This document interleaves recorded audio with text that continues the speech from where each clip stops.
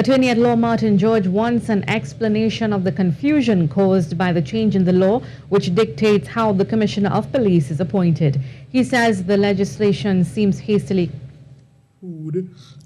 legislation which is known as Legal Notice 183 of 2021, whereby the procedure and process for appointing a commissioner of police to act in the post was changed by the government.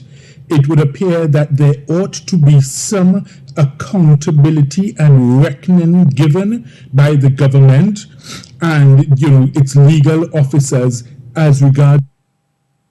He says the legislation seems hastily crafted and drafted and is problematic even for the President of Trinidad and Tobago in terms of follow-through regarding the list of candidates for the post.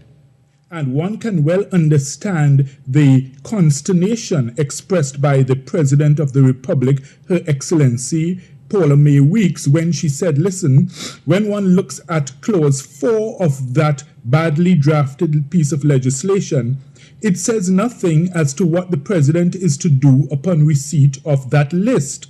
So her hands would have been tied, it would appear, respectfully, in that regard. Mr. George said that drafting the legislation just months before the end of the tenure of past Commissioner of Police Griffith begs the question as to the intent behind its creation. He says he is not pointing fingers but wants some accountability and explanation from government with regard to the legislation, which appears to be the root of the problem for hiring of a new Commissioner of Police.